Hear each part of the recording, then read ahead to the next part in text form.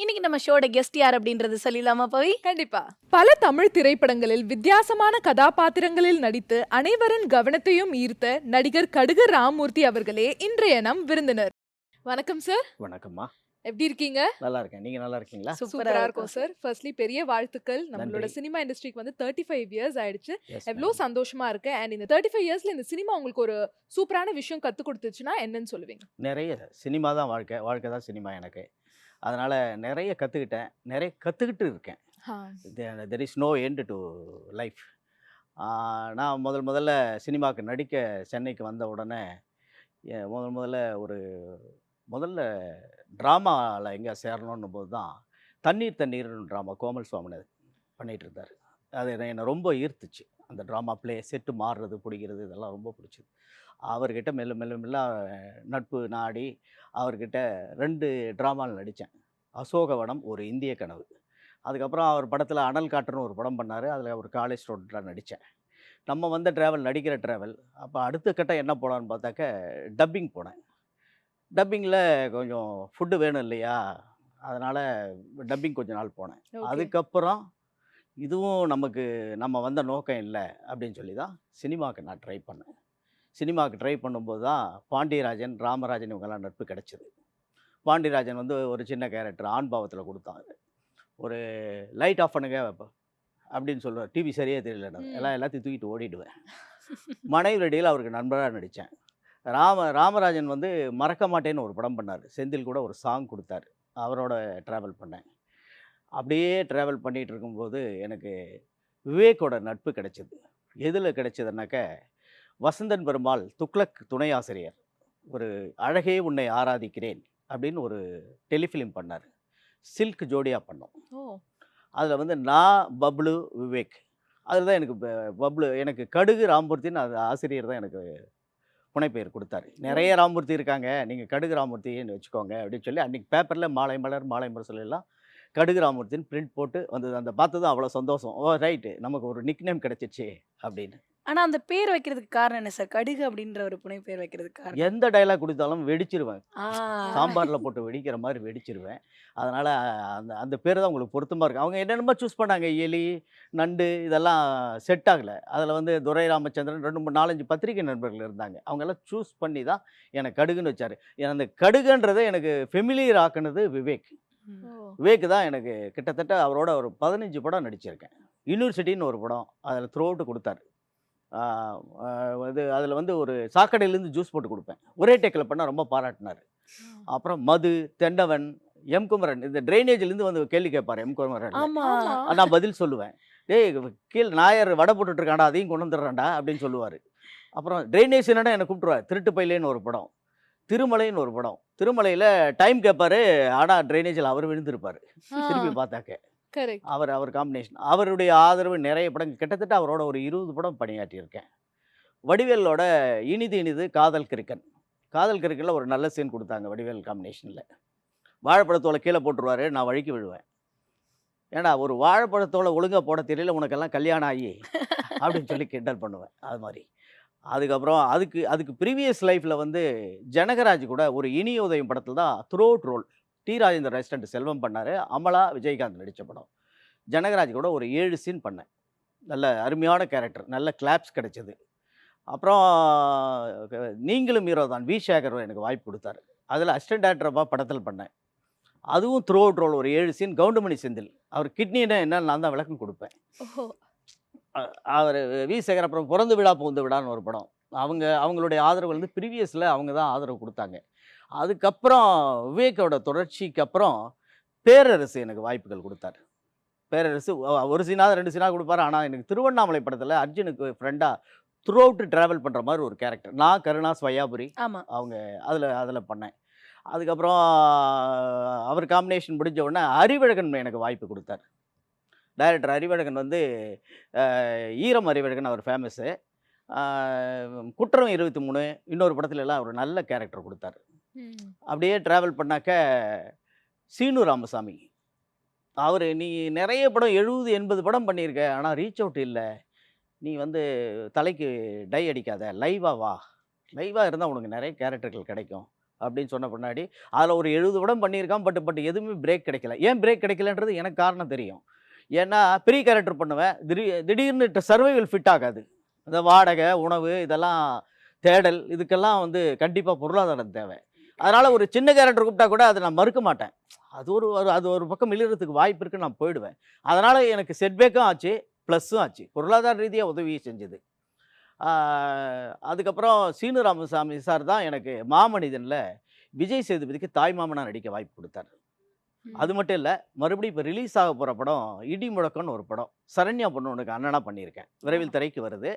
அது வந்து second heroine அப்பாவாக பண்ணியிருக்கேன். விட்னஸ்ன்னு ஒரு படம். டைரக்டர் தீபக் பெரிய கேரக்டர் கொடுத்தாரு. சரதா ஸ்ரீநாத் காம்பினேஷனு, ரோகிணி, மலக்குழி மரணத்துகளை பற்றி கதை. அந்த மலக்குழி மரணத்தினுடைய விட்னஸ் நான் செக்யூரிட்டியாக நடிச்சிருப்பேன். நான் தான் கோர்ட்டில் ரிவீல் பண்ணுவேன். பெரிய கேரக்டர் எனக்கு. அது எனக்கு நல்ல ரீச் ஆச்சு அந்த படம். ஸோ ரொம்ப அழகாக உங்களோட ஜேர்னி பற்றி எங்களோட ஷேர் பண்ணிட்டு இருக்கீங்க. அண்ட் அந்த ஜேர்னியை பற்றி சொல்லும் போது விவேக் சார் பற்றி சொன்னீங்க. கிட்டத்தட்ட 20+ மூவிஸில் அவரோட ஒர்க் பண்ணீங்க. இப்போ நம்ம எல்லாருமே வந்து விவேக் சார் ரொம்ப மிஸ் பண்ணுறோம். நீங்கள் எவ்வளோ மிஸ் பண்ணுறீங்க? உங்கள் நட்பை பற்றி சொல்லுங்கள். நிறைய மேடம், நிறைய மிஸ் பண்ணுறேன். அவர் வந்து அவரை சந்திக்க போகும்போதே அடுத்த படம் சொல்லியிருக்கேன், இருங்க வரும் வாய்ப்பு வரும் நான் சொல்கிறேன் அப்படின்னுவார். ஏன் ஒரு மாதிரியாக இருக்க, ஏதாவது உதவி தேவையா அப்படின்னு சொல்லி கேட்பார். அந்த சினிமா துறையில் அப்படி ஒரு எனக்கு நிறைய நண்பர்கள் இருக்காங்க. இப்போ வந்த சூரி, யோகி பாபு இவங்கெல்லாம் நண்பர்கள் தான். இப்போ வாலண்டியரே எனக்கு தேடி ஹெல்ப் பண்ணுவார். எனக்கு மட்டும் இல்லை, ஒரு 6-7 பேர் நண்பர்கள் இருக்காங்க. உங்கள் என்ன டாக்டருக்கு ஸ்கூல் ஃபீஸ் கட்டிட்டியா அப்படின்னு கேட்பார். சார் ஒன்று இந்த இயர் இல்லை, ஸ்கூல்லேருந்து அந்த அக்னாலஜ்மெண்ட் அனுப்ப சொல்லுங்கள், நான் ஸ்கூலுக்கு பணம் கட்டுறேன்னுவார். ஸ்கூலுக்கெல்லாம் பணம் கட்டியிருக்கார். அந்த மாமனிதர் மாதிரி திரைத்துறையில் கிடைக்கிறது ரொம்ப கஷ்டம், ரொம்ப கடினம். ஆனால் அவரை ரொம்ப மிஸ் பண்ணுறேன். ரொம்பவே மிஸ் பண்ணுறேன். விவேக் செட்டிருந்து கற்றுக்கிட்ட ஒரு விஷயம்னா என்ன விஷயம் சொல்லு? அன்பு. அந்த அன்பு வந்து ஒருத்தர் பிடிச்சது பிடிக்கல யாரையும் காயப்படுத்த மாட்டார். வேற யாராவது கூட வாய்ப்பு தேடி வந்தால் எங்ககிட்டயே ஒரு 5-6 பேர் நண்பர்களே என்ன நம்பி இருக்காங்க அப்படின்னு சொல்லி வாய்ப்பு கொடுப்பார். அவரையும் காயப்படுத்த மாட்டார். சரி, நீ எதுக்கும் நீங்கள் ஏவிஎம் வா, அதில் ஏதாவது யூஸ் பண்ண முடிஞ்சா யூஸ் பண்ணுவோன்னு சொல்லி அவரையும் யூஸ் பண்ணுவார். மனிதாபிமானம். ஒரு பையனுக்கு பர்த்டே கொண்டாடினாரு. அவர் ஃபேமிலி மெம்பர்ஸ் மாதிரி. ஒரு பர்த்டே, ஒரு ஃபேமிலியில் என்ன எப்படி இன்வைட் பண்ணார். நல்ல ட்ரீட் கொடுப்பாரு. அவருக்கு பத்மபூஷன் விருது கிடைச்சது. அப்போ எல்லாம் வந்து நாங்கள் எல்லாம் போய் மலர் மாலை கொடுத்தோம். ரொம்ப ரொம்ப ரொம்ப புலகாங்கிதம் அடைவார். ஒரு ஹியூமன் பீயிங்கன்னா அவர் தாங்க. அது எந்த சூழ்நிலையும் எப்பயுமே வந்து கேரவனில் தட்டி அவரை போய் பார்க்கலாம். அந்த மாதிரி மனிதர். நான் ரொம்ப மிஸ் பண்ணுறேன். எங்களுக்கெல்லாம் மிகப்பெரிய இழப்பு அவர். அவர்கிட்ட இருந்து நிறைய கற்றுக்கிட்டேன். கண்டிப்பாக. அதே மாதிரி அதுக்கு அடுத்தபடியாக பேரரசு. அவர்கிட்ட பணிவு, மரியாதை என்னன்னு தெரியும். இப்போ பேரரசு எதிரில் இருக்காரு, நான் டோரை தட்டிட்டு உள்ளே போகிறேன்னா அவர் எழுந்து நின்று நம்மளை உட்கார வச்சு அழகு பார்ப்பார். உட்கார வச்சுட்டு தான் அவர் உட்காருவார். அதை நான் கற்றுக்கிட்டேன். யாராக இருந்தாலும், வயதில் மூத்தவராக இருந்தாலும் இளையவராக இருந்தாலும் நம்ம மரியாதை கொடுக்கணும். சக மனிதனை மரியாதை கொடுக்கணும். அதே மாதிரி சக மனிதனுக்கு இப்போ தற்காலத்தில் மனிதனுக்கு மரியாதை கொடுக்குற விஜய் சேதுபதியெல்லாம் நாங்கள் சர்வைவல் பண்ணும்போது வாய்ப்புக்காக தேடும்போது அவரும் ஒரு மனிதர். விஜய் சேதுபதி, விமல், சூரி இவங்கெல்லாம் ஒரு வாய்ப்பு. அவர் மாமனிதனில் நடிக்க போகும்போது ஒரு செட்டில் டீ கடை சீனில் நடிச்சிட்டு இருந்தார். அவர் என்ன அடையாளம் கண்டுபிடிச்சு, கடுகு வாங்க அப்படின்னு சொல்லி கூப்பிட்டாரு. ஏன்னா அவரை பற்றி நான் சொல்லி ஆகணும். ஏன்னா எம் குமரனில் அவர் வந்து நான் ஓப்பனிங் சீனில் டைலாகோட பேசியிருப்பேன். ஆனால் அவர் எம் குமரனில் கிளைமேக்ஸில் ரெஃப்ரியாக ஒரு 4 ஷாட்டு தான் வருவார் சைலண்ட்டாக. ஒரு ஜூனியர் ஆர்டிஸ்ட். அவருடைய வளர்ச்சி அசுர வளர்ச்சி. பிகாஸ் ஆஃப் நல்ல மனிதர், கண்டிப்பாக நல்ல எண்ணம் உள்ளவர். அதனால தான் அந்த உயர்வுக்கு அடையாளமாக நடந்துக்கிறார். யாரையும் ஊனப்படுத்த மாட்டார். நல்ல டைப்.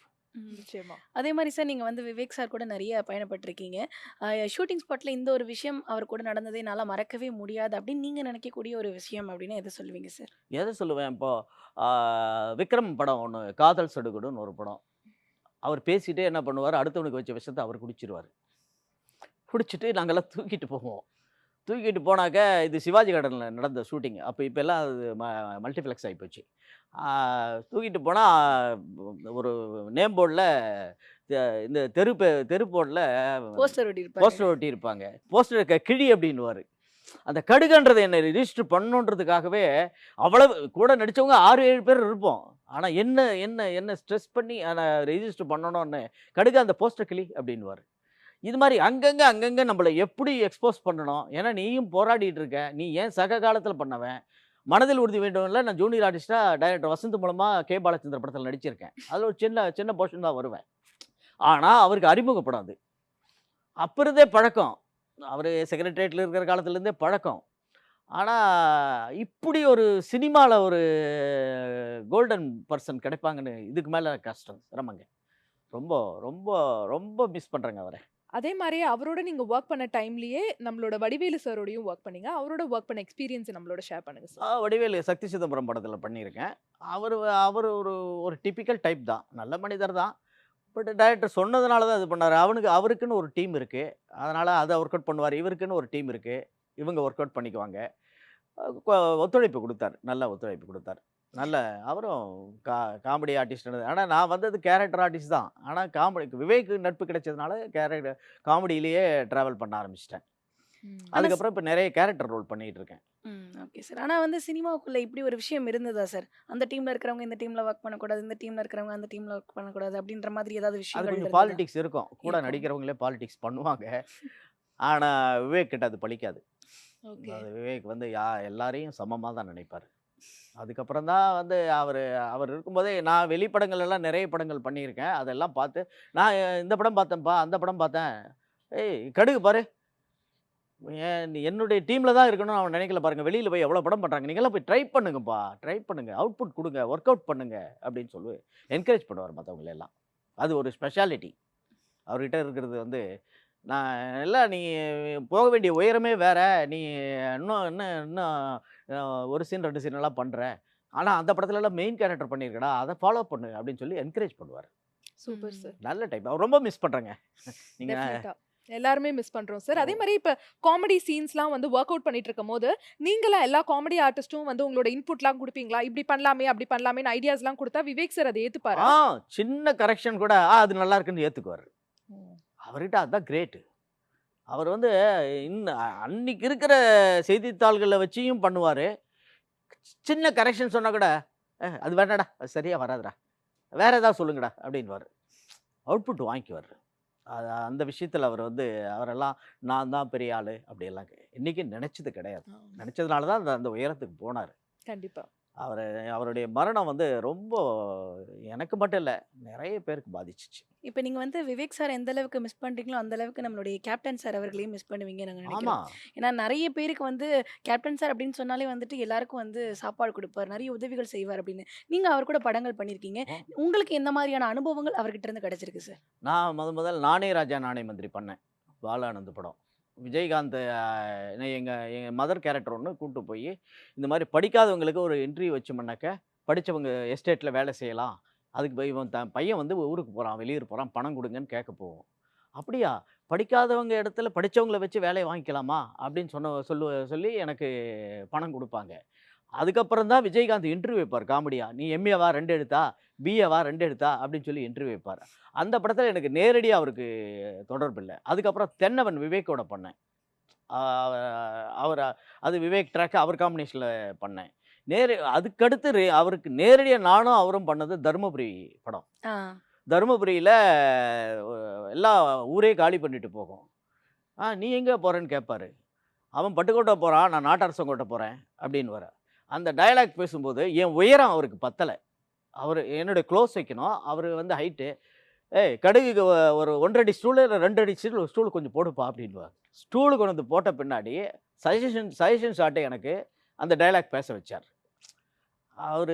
அவரும் சும்மா சொல்லக்கூடாது.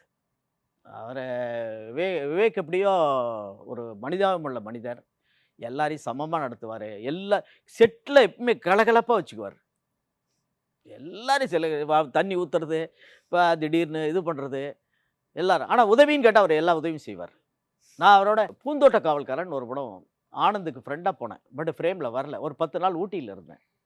எல்லாருக்கும் ஸ்வெட்டரு, மஃப்ளரு, எல்லாருக்கும் ஷூ, எல்லாருக்கும் வாங்கி கொடுத்தாரு. அது ஒரு எம்ஜிஆர் மாதிரி அவர். யார் உணவு வந்து எல்லாம் சரிசமம் தான்.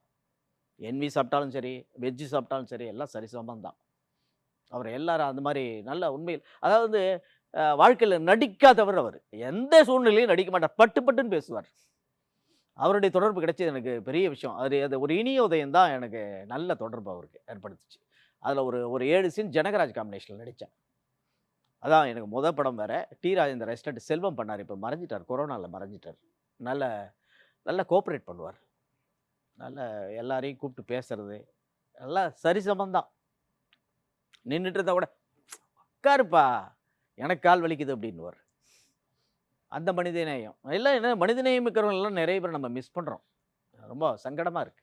சார் கிட்டத்தட்ட வந்து ஒரு 35 வருஷமா நம்மளுடைய சினிமால இருந்துட்டு இருக்கீங்க. பொருளாதார ரீதியா சினிமா உங்கள எந்த அளவுக்கு வந்து சாட்டிஸ்ஃபைடா வச்சிருக்கு சார்? இல்லைங்க. சினிமாக்கு யார் வர்றாங்களோ முதல்ல வறுமையை ஜெயிக்கணும். எல்லாமே இது வந்து 1ஆம் தேதி ஆனா டக்குன்னு சேலரி கிடையாது இது. வரும்போது நம்ம காப்பாத்திக்கணும். எந்த கெட்ட பழக்கத்துக்கு அடிமையாகாதவன் கண்டிப்பா சர்வைவல் பண்ணிடுவான். இப்ப நான் பண்ண ப்ளஸ்ஸும் என்னுடைய மைனஸும் என்னன்னாக்க, பெரிய கேரக்டர் பண்ணுவேன். ஆனா பெரிய கேரக்டருக்கு கொக்கு மாதிரி காத்துக்கிட்டு இருப்பேன். ஆனா அதுல ஏதாவது ஒரு படம் சக்ஸஸ் ஆச்சுன்னா ஷைன் பண்ணிடலாம் அப்படின்னு. ஆனா இன்னொரு டைரக்டரு அதுல ஒரு கேரக்டருக்கு கடுகுராமூர்த்திக்கு அப்படின்னு போனாக்க, அங்க போனா டிசப்பாயிண்ட் ஆகும். ஒரு சின்ன சீன் இருக்கும். ஆனா சேலரி வரும். வேற வழி இல்ல. நான் இது செய்ய மாட்டேன்னு வந்து எந்த இயக்குனர்கிட்டயும் நம்ம சொல்ல முடியாது. அவர் நினைச்ச தகுதி நமக்கு அவ்வளோதான். சரி அந்த கேரக்டர பளிச்சுன்னு பண்ணிடுவேன். பளிச்சுன்னு பண்ணிடுவேன், சேலரி வாங்கிடுவேன். சர்வைவல் ஃபிட் ஆகுது. அந்த சர்வைவல மீறியும் சினிமால வந்து நண்பர்கள் நண்பர்கள் தான். நம்ம நண்பர்கள் இல்லன்னா இந்த சினிமா உலகத்துல அந்த ஈரம் இருக்காது. நட்பு வட்டம் தான். நட்பு வட்டம் வந்து எல்லாரும் ஒருத்தருக்கு ஒருத்தர் உதவி பண்ணிக்கிற நட்பு வட்டம் இருந்தா தான் இதுல ஜெயிக்க முடியும். ஆனா சார் வறுமைய ஜெயிக்க போராடிட்டு இருக்கும்பொழுது, இந்த சினிமா வேண்டாம், வேற ஏதாவது வேலைக்கு போகலாம் அப்படின்ற மாதிரியான ஒரு எண்ணம் உங்களுக்குள்ள என்னைக்காவது வந்ததா? இதுவரையிலும் வந்ததில்ல. அதனால தான் நான் ஃபிட்டா இருக்கேன். அது வரும். ஏன்னா ஜெயிப்போம். ஒரு நாள், ஒரு நாள், ஒரு நாள். ஆனா நெறைய பேர் வாழ்க்கைய இழந்திருக்காங்க. நெறைய பேர் போராடி தோத்து போயிருக்காங்க. நெறைய பேர் இறந்துட்டாங்க. அதிதிறமைசாலிகள் எல்லாம். கொடுக்காப்புளி செல்வராஜ்னு ஒரு நடிகர். நாகேஷ் மாரி பண்ணுவார். போராடி, போராடி கடைசியில ஏ நடிகர் சங்கத்துல ஏஜென்ட்டா போயிட்டார். அவ்வளோதான். ஏதோ கிடைக்கிற வாய்ப்ப பயன்படுத்திக்கிட்டு.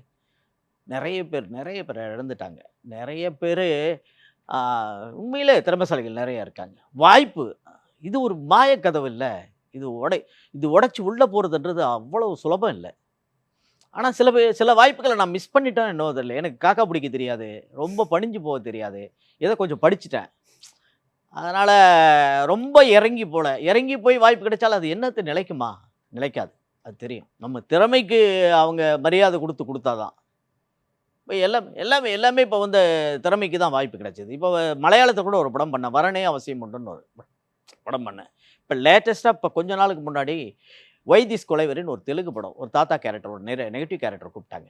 அவங்க தெலுங்குல கூப்பிட்டாலும் அவங்க இங்கிலீஷ்ல டயலாக் எழுதி குடுத்து, டிரான்ஸ்லேட் பண்ணி டைரக்டர் கிட்ட சொல்லி டயலாக்க பயாட் பண்ணி, அந்த லைவா அவங்க சொல்லிக் குடுப்பாங்க. தெலுங்குல இப்போ முதல் முறையா கால் எடுத்து வச்சிருக்கேன். அது வெற்றியா கிடைச்சதுன்னா கண்டிப்பா ஹைதராபாத் நெறைய படங்கள் பண்றதுக்கு வாய்ப்பு இருக்கு. ஆனா சார் இத்தன வருஷம், இத்தன ஓட்டம், அந்த மாயக்கதவு திறக்கும் அப்படின்னு நீங்க நம்பிட்டு இருக்கிறதுக்கு, சினிமா உங்களுக்கு இந்த ஒரு நம்பிக்கைய குடுத்திருக்கு அப்படின்னா, எத சொல்லுவீங்க நீங்க? என் திறமை தாம்மா. என் திறமை மேல நம்பிக்கை. கண்டிப்பா. என்ன சேஞ்சஸ் இருந்தாலும் ஸ்பாட்ல உடனே ஒரு டயலாக் சொல்லுவாங்க. அந்த டயலாக் வந்து பயாட் பண்ணி வச்சிருப்போம். ஆனா அங்க வந்து அவங்க டைரக்டரோட சேஞ்சஸ் இருக்கும். நீங்க அதுல அப்படி சொன்னா பெட்டரா வராதுங்க. அங்க போய் சேஞ்ச் பண்ணுவாங்க. அதுக்கு நம்ம ரெடியா இருக்கணும். அந்த அந்த அந்த சென்ஸ் நம்ம பயன்படுத்தி அவர் என்ன கேட்குறாரோ நம்ம அவுட்புட் குடுத்தா தான் அவரும் சந்தோஷப்படுவாரு. ஓ! இவர் கடுகு நல்லா செய்றாருப்பா. ரைட். ஓகே. ஓகே. நெக்ஸ்ட் அப்படின்னு போயிடுவாங்க. அது நம்ம திறமை இல்லன்னா ஒண்ணுமே பண்ண முடியாதும்மா. ம். ஆமா அ ஒருத்தருக்காக நம்ம சாப்பிட முடியாது. ஒருத்தருக்காக ரெஸ்ட் ரூம் முடியாது. அது மாரி தான் இந்த தொழில். நீ கேமரா முன்னாடி போய் நின்னாக்க, உன்னுடைய திறமைய காட்டினா தான் அங்க ஜெயிக்க முடியும். ம். எனக்காக இன்னொருத்தர் வந்து சப்போர்ட் பண்ணி அந்த ஃப்ரேம்ல வந்து நடிக்க வைக்க முடியாது. சொல்லிக் கொடுக்க முடியாது. இது வந்து இது ஒரு இது இது இந்த தொழில்லே வந்து வினோதமான ஒரு தொழில். திறமை இல்லாம ஒரு இன்ச் கூட நகர முடியாது. ஒரு ஸ்டெப் கூட வைக்க முடியாது. ம். அப்ப சினிமாக்கு வந்து திறமை மட்டும் போதுமா? லக் தேவையில்லையா? அதே மாதிரி கான்டாக்ட்ஸ்லாம் தேவையில்லையா சார்? ஃபர்ஸ்ட் கான்டாக்ட்ஸ் இன்னைக்கு வரல எல்லா டைரக்டரும் நான் கான்டாக்ட் பண்ணிட்டு தான் இருக்கேன். இன்னைக்கு வரல தளராம எல்லார்கிட்டயும் வாய்ப்பும் கேட்கறேன். அதெல்லாம் கௌரவம் பார்க்கறது கிடையாது. இந்த படம் பண்ணிட்டேன், அந்த படம் பண்ணிட்டேன். ஆனா சில படங்கள் நான் தேடி போகாம எனக்கு வாய்ப்புகள் கிடைக்குது. அதுக்கு வந்து நான் ப்ரீவியஸ் பண்ண வொர்க். இந்த படங்கள்ல இந்த படம் நல்லா ஆக்ட் பண்ணியிருக்காரு இவரு. இப்போ விட்னஸில் நல்லா பண்ணியிருக்கேன், கூப்பிடுப்பா. விட்னஸை பார்த்துட்டு தான் எனக்கு தெலுங்கு வந்தது, ஒரு மேஜர் ரோல். அது மாதிரி திறமை பேஸ் தான் மெயின், தானாலாம் வராதுமா. அப்ப லக் சார் எல்லாருமே சொல்லுவாங்க லக்குன்றது என்ன தெரியுங்களா, அந்த மாயக்கதை ஒரு செகண்ட் சில நேரத்தில் திறக்கும். அந்த அந்த அந்த அந்த இரும்பு கதவு திறக்கும் போது நம்ம போய் உள்ளே போயிடணும். அப்போ நீங்கள் ஃப்ராக்சர் ஆஃப் செகண்ட் ஆப்ஷன் போயிடும், நம்ம லக்கு போயிடும். ஏன்னா என்ன மாதிரி ஒரு 3 பேர் 4 பேர் திறமசாலி இருப்பாங்க. கடுகுறான் பற்றியா, அவருக்கு பதிலாக இன்னொரு இல்லை அவரை சூஸ் பண்ணுங்கள் அப்படின்னு மிஸ் ஆகிறதும் உண்டு. அதில் மிஸ் ஆனதில் நானும் ஒருத்தன். நிறைய படங்கள் வந்து மிஸ் ஆகும். கூப்பிடுவாங்க, டேட் கொடுப்பாங்க, சார் சார் போஸ்ட்பான் ஆயிடுச்சு சார்ன்னுவாங்க. அது ரீசன் கிடையாது, வேற ஒருத்தர் எனக்கு பதிலாக ஒருத்தர் நடிக்கிறாருன்னு அர்த்தம். சில நேரத்தில் இதாகிடும். இப்போ இப்போ சமீபத்தில் ஒரு 25 ஆடிஷன் பண்ணியிருக்கேன். சுதா கோங்கரா, பெரிய பெரிய டேரக்டருங்களுடைய ஆடிஷன்லாம் பண்ணியிருக்கேன். வாய்ப்பு வரும், ஆனால் வாய்ப்பு வரும்ன்றது நம்ம உறுதியாக சொல்ல, நம்ம நம்பிக்கை உட்காந்துட்டு இருக்கக்கூடாது. கிடைக்கிற வாய்ப்பை பயன்படுத்திக்கணும். வந்துச்சா போயிட்டு பண்ணி அழகாக பண்ணிட்டு வரணும். ஆனா சார், உங்களோட ரேஸுக்கு ஓட ஆரம்பிச்சக்கூடிய யோகி பாபு சாரா இருக்கட்டும், இல்ல விஜய் சேதுபதியா இருக்கட்டும், எல்லாரும் வந்துட்டு இன்னைக்கு ஒரு உச்சத்த தொட்டுட்டு இருக்காங்க. ஆனா நம்ம வந்துட்டு ஒரு அடையாளம் தெரியக்கூடிய ஒரு நபராக இன்னும் நெறைய மாறல அப்படின்ற ஒரு வருத்தம் உங்களுக்குள்ள என்னைக்காவது இருந்ததுண்டா? இல்லை, அவங்களே சொல்லுவாங்க, நீ ஒரு குடத்தில் இருக்கிற விளக்கு மாதிரி தான் இருக்க, நீ வெளியே வரணும். வரும், எனக்குன்னு ஒரு நேரம் வரும்போது சில இயக்குனர்கள் வந்து அந்த கேரக்டர் கொடுத்தா வரணும். நான் வந்து அவங்க வளர்ச்சியை பார்த்து நான் என்றைக்கும் பொறாமப்பட்டது கிடையாது. அவனுக்கு கிடைச்ச சோறு, அவனுக்கு கிடைச்ச அரிசி கிடைச்சிருச்சு, போயிட்டு இருக்காங்க. நமக்கும் கிடைக்குன்றது தான் எதிர்பார்ப்பு. நான் அதுக்கு உண்டான முயற்சிகள் நம்ம அவுட்புட் கொடுத்துட்டே இருக்கணும். வரும், அந்த வரும்ன்றது வந்து நான் அழுத்தமாக சொல்கிறேன். கண்டிப்பாக வரும், எனக்கு வாய்ப்பு கண்டிப்பாக வரும். இல்லை கண்டிப்பாக நான் ஒளிருவேன், மிளிர்வேன். கண்டிப்பா சார். நிச்சயமா. நீங்க சொல்றதுலயே வந்து அவ்ளோ ஒரு பாசிட்டிவான விஷயம் இருக்கு. டெஃபினட்டா நீங்க வந்து சக்சீட் ஆவீங்க சார். அதே மாதிரியே நாங்க கேள்விப்பட்டிருக்கோம், இந்த மாதிரி ஒரு 10, 15 படம் பண்ணவங்களே வந்து ஆடிஷன் எதுக்குப்பா? நான் இந்த படங்கள்லாம் பண்ணியிருக்கேன்ல, இத பாருங்க, இந்த ரெஃபரன்ஸா வச்சு எனக்கு வந்து சான்ஸ் குடுங்க அப்படின்னு கேட்பாங்க. பட் நீங்க சொன்னீங்க 35 இயர்ஸ் அப்புறமா கூட நான் இப்ப வரைக்கும் ஆடிஷன்ஸ் பண்ணிட்டு இருக்கேன், நிறைய ஆடிஷன்ஸ் குடுத்துட்டு இருக்கேன் அப்படின்னு. அதுக்கான காரணம் என்ன சார்? இப்போ ஆடிஷன் இல்லாமல் ஹரி சார் படம் பண்ணேன், சீனு ராமசாமி ஆடிஷன் வைக்கல, ஏன்னா என் பேரில் நம்பிக்கை இருக்குது. ஆடிஷன்ன்றது ஒரு வகையில் நல்லது. நான் அங்கே ஸ்பாட்டில் பண்ண போகிற டயலாக்கை சீன் இங்கே அவங்களுக்கு பண்ணி காட்டுறோம். ரெண்டாவது வந்து அந்த திறமையை நம்ம அவங்களுக்கு வெளிப்படுத்துகிறோம், அவங்களுக்கு ஒரு நம்பிக்கை கொடுக்குறோம். ரெண்டாவது வந்து லுக் வைஸ் நமக்கு கிடைக்குது அவங்களுக்கு. ஆடிஷன் பண்ணுறது எனக்கு ரொம்ப தவறாக படலை, ஆனால் இது ஒரு கௌரவ பிரச்சனை. நடிச்சுட்டு போய் நம்மளுக்கு இன்னும் ஆடிஷன் வைக்கிறாங்கன்னாக்கா அவங்க சொல்கிற ரீசன் என்ன தெரியுமா, ஏடியோ டைரக்டருங்களோ, இல்லை லுக்கு, அது லுக்குக்காக நாங்கள் பண்ணுறோம். இது இப்போ நீங்கள் உங்களுக்கு கொடுத்த ஆடிஷன் டைலாக்கே வந்து ஸ்க்ரீனில் வரப்போகிறதில்ல, இவர் என்ன ஃப்ளோவாக பண்ணுறாரா இல்லையா, நர்வஸில் இருக்காரா, டேக் போனால் போயிடுவாரா அப்படின்றதுக்கெல்லாம் ஒரு ஜட்ஜ்மெண்ட்டுக்கு அவங்களுக்கு கிடைக்குது. ஆடிஷன் பண்ணுறது, அந்த ஆடிஷன் பண்ணி இன்னொரு ப்ரொடக்ஷன் ஹவுஸ் கூட அதை அனுப்புவாங்க. ஓ, இவரை யூஸ் பண்ண முடியுமா அப்படின்னு சொல்லி பார்ப்பாங்க. அந்த மாதிரி எனக்கு ஒரு வாய்ப்பு கிடைச்சிருக்கு. ஆனா சார், உங்களுடைய இந்த லுக்குக்கு வந்துட்டு நெறைய பேர் வந்து இந்த தாத்தா ரோல் இந்த மாரி ரோலா வந்து கேட்பாங்க இல்லையா? ஏன்னா இதே மாரி கேட்குறீங்க அப்படின்ற மாதிரி உங்களுக்கு ஃபீல் பண்ணியிருக்கீங்களா? இல்ல குடுங்க, இந்த ரோலா இருந்தாலும் நான் பண்ணுவேன் அப்படின்ற மாரி பண்ணுவீங்களா? எல்லா ரோலும் பண்ணுவோமா, அப்பா பண்ணுவேன், தாத்தா பண்ணேன். இப்போ தெலுங்கில் பண்ணது தாத்தா நெகட்டிவ் ரோல், ம். பளிச்சுன்னு ரீச் ஆவேன் நான். நெகட்டிவ் தாத்தாலே எத்தனை தாத்தாக்கள் இருக்காங்க, எத்தனை மாமனார்கள் இருக்காங்க, எத்தனை அப்பாக்கள் இருக்காங்க. இப்போ குர்காலெல்லாம் தாத்தா கேரக்டர் தான் பண்ணேன் யோகி பாபு படத்தில். அது வந்து தாத்தா பண்ணுறதுல ஒன்றும் இல்லை, நமக்கு லுக் வைஸ் மாறினதுனால நமக்கு என்ன ஏஜ் கேட்டப்போ அதோ. இப்போ ஃப்ளாஷ்பேக் வேணும்னாக்கா டை அடிக்க போகிறோம், கருப்படிக்க போகிறோம், டூயல் ரோல்னாலும் கருப்படிக்க போகிறோம். அதை பற்றியெல்லாம் ஒன்றும் இல்லைம்மா. தாத்தாவில் நம்ம எவ்வளோ விஷயங்கள் இருக்குது. எவ்வளோ தாத்தா வீடுன்னு ஒரு படம், அதில் வந்து பாலுமகேந்திரா யூஸ் பண்ணுவார், சொக்கலிங்க பாகவதர் ஒரு நாடக நடிகர். அவர் நடிகர் சங்கத்திலேருந்து அவரை சூஸ் பண்ணி பாலுமகேந்திரா 80 வயசில் அவரை நடிக்க வச்சார். அவ்வளோ அற்புதமாக நடித்தார், அவர் சொல்கிறதா நடித்தார். சங்கராபரணம் எடுத்துக்கோங்க, சங்கராபரணம் சங்கர சாஸ்திரிகள் நடித்தார் இல்லை, அவர் என்ன, அவருக்கு 70+ ரிட்டையர்டு ஆகி பண்ணார், அவருக்கு நேஷ்னல் அவார்டு கிடைச்சிது. வயசுக்கும் கலைக்கும் சம்பந்தம் இல்லை. கண்டிப்பா, கண்டிப்பா சார். நமக்கு என்ன கேரக்டர் அடாப்ட் பண்ணுறதா. 1500 கே சௌந்தரன் ஒருத்தர் 1500 படங்கள் எம்ஜிஆர் கூட எல்லாம் நடிச்சிருக்கார் அவர்.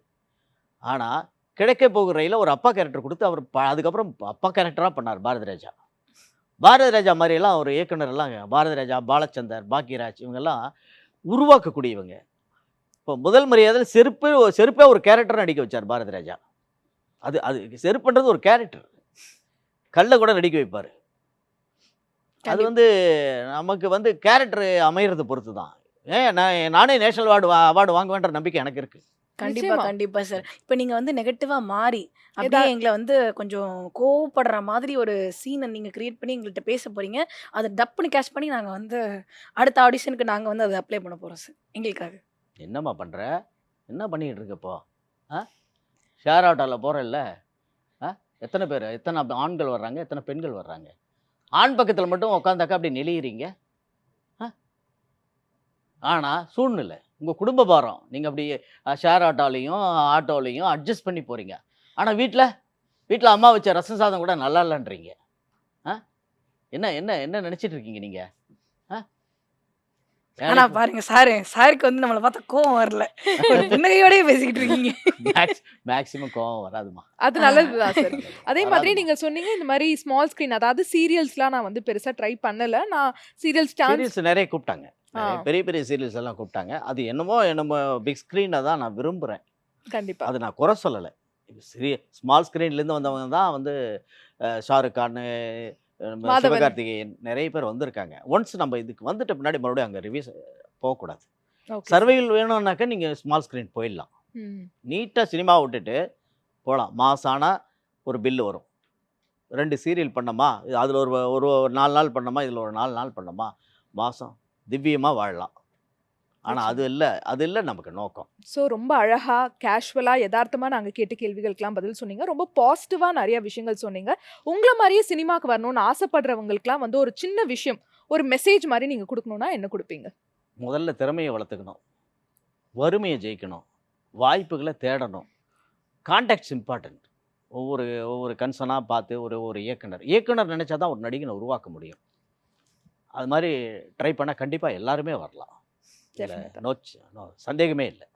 சூப்பர் கண்டிப்பா சார். சார். அண்ட் நீங்க ஆசைப்படுற மாதிரி உங்களோட அப்கமிங் ப்ராஜெக்ட்ஸ் எல்லாமே சூப்பர் டூப்பர் ஹிட் ஆகணும் சார். ஜெயா டிவி சார்பா வாழ்த்துறோம். நிகழ்ச்சிக்கு வந்ததுக்கு ரொம்ப நன்றி. ரொம்ப நன்றிம்மா.